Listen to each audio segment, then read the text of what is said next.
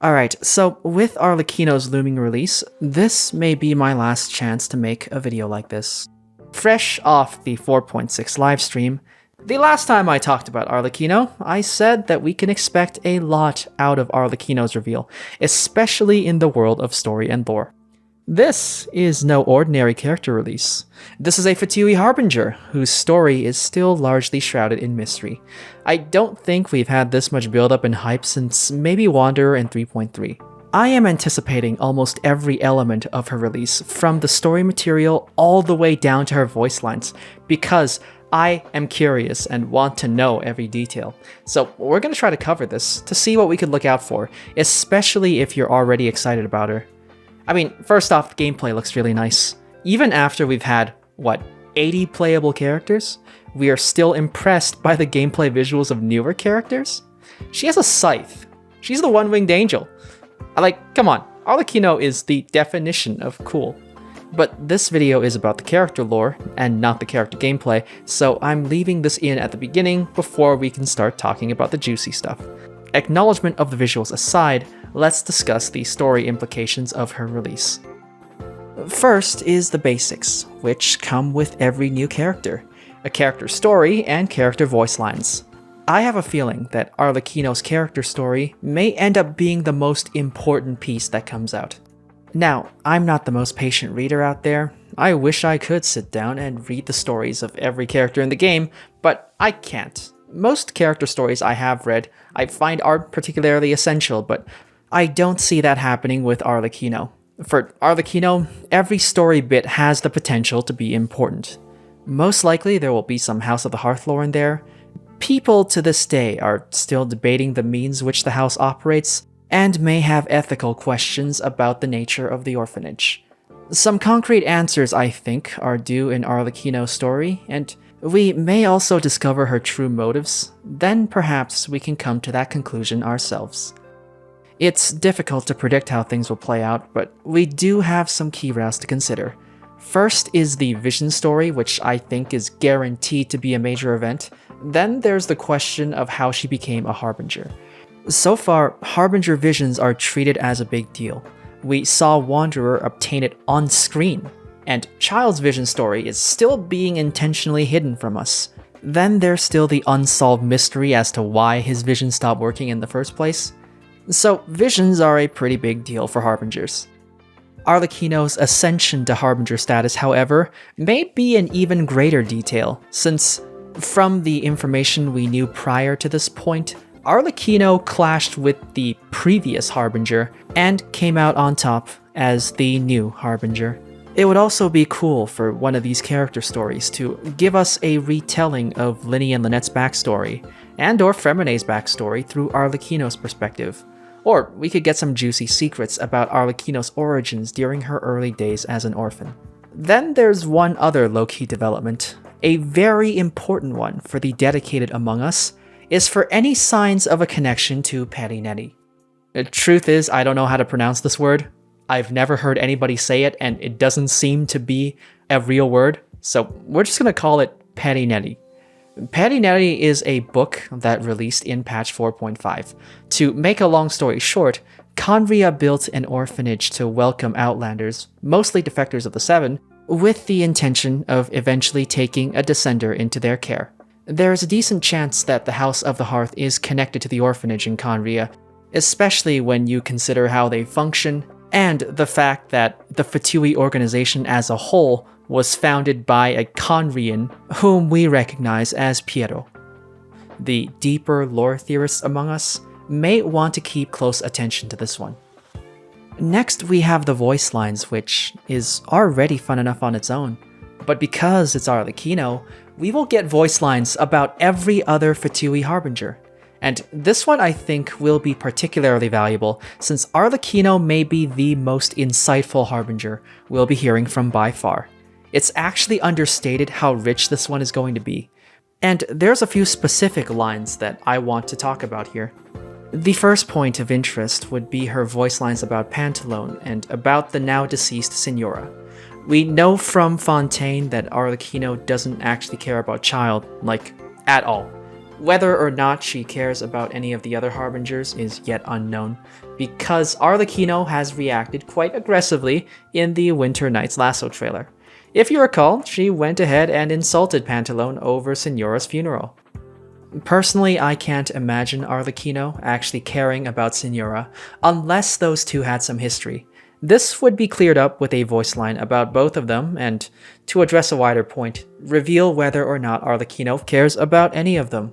A line about the Tsaritsa may also be insightful, if for no reason just to address Child's traitor allegations. If she stood to benefit from betraying others, she'd turn against the Tsaritsa in a heartbeat. Then, which may be the juiciest one of them all, there's Damslet/Columbina. Now yes, to address the shippers out there, Arlecchino and Columbina are romantically connected in the original variations of the Commedia dell'arte.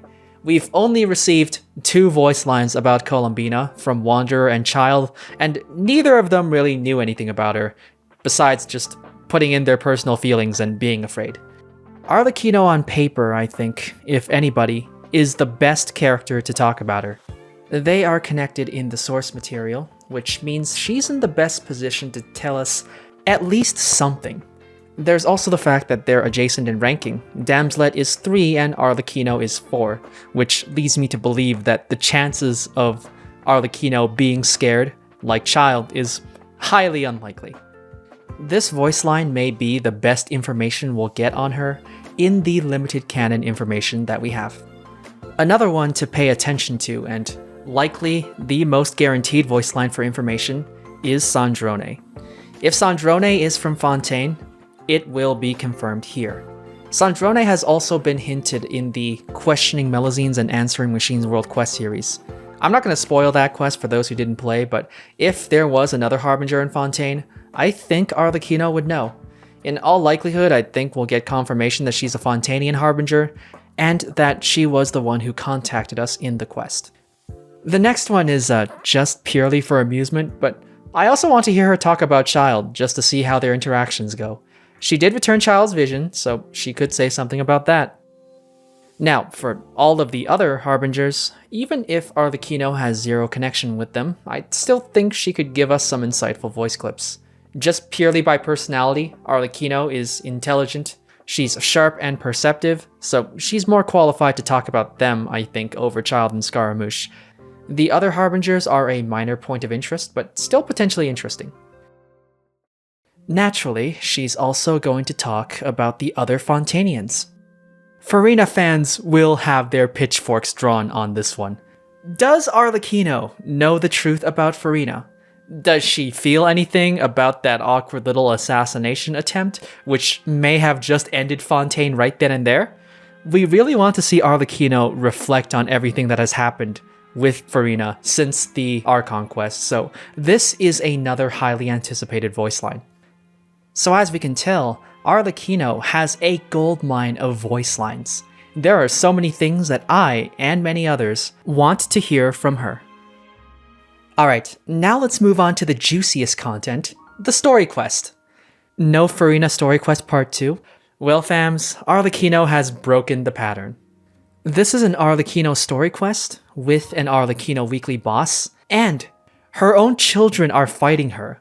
What a dramatic scene. To me, I actually think this puts to rest any allegations about her being some evil character. This is probably the story quest that reveals their relationship. I foresee a lot of character development on the orphans' end. The fight also doesn't seem to be a battle to the death. Neither the orphans nor Arlecchino really intend to kill each other, given the circumstances and the lines that were said. We also have a Child appearance. Now, this part is particularly interesting because we haven't heard from Child in a very long time. He had been completely MIA since the whale battle, and if you go back even further, the last time he talked in the game was in Fontaine Act 2 when he got sentenced guilty by the Oratrice, which still remains a mystery to this day. I'm not sure how much room there is for Child in an Arlecchino story quest, but I do hope it's enough to wrap any loose ends.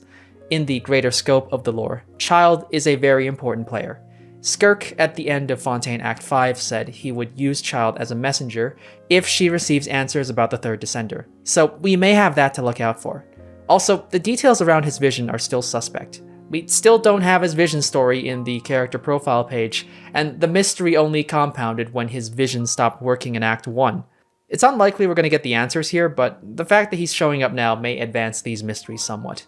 As for my take on what exactly the story quest could be about, in the trailer we see a few interesting details. First, Fremine is hiding an important person that Arlecchino is looking for. Second, Arlecchino seems dead set on having Lyney succeed the house during the quest, prompting Lyney to oppose it on the basis that it would be bad for the family. Whatever Arlecchino was doing, she was planning to do in secret, and probably put herself in a position where she can no longer be with the House of the Hearth.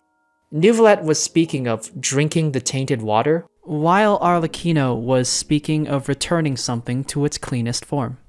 It seems to me that Arlecchino may be the one impure, and plans to do something that results in removing herself from the house. This likely means we're going to find out why her hands are black, and she's going to do something dangerous, in which would prompt the orphan trio to stop her. I think this is the moment in which the secret dark side that Wanderer spoke of will finally be revealed here. Tainted waters, tainted hands, and a tainted fate. To assign a new king and perhaps leave the house behind, Arlecchino definitely doesn't see herself the same way she sees everybody else, or maybe she doesn't see herself the same way others see her. Maybe she doesn't want any of the orphans attached to her, so she'll go ahead and do something to herself which would unintentionally hurt the family, before being convinced otherwise by Lyney and company. Undoubtedly, I think this story quest could be one of the best ones. It has all the ingredients for a good story.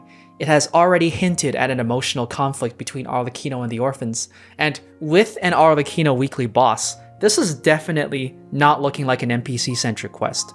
I have very high hopes for this, especially with the rapidly increasing quality of story quests that we've observed since Fontaine. But that's it for this video. There's not long before Arlecchino's release, so we'll be getting answers out very shortly. Tell me down in the comments what you want to see and what you think will happen in her story quest. I don't think I've ever been more excited for as long of a time for a character as Arlecchino, at least until Columbina enters the stage. With that said, thanks for watching, and I'll see you all in the next video.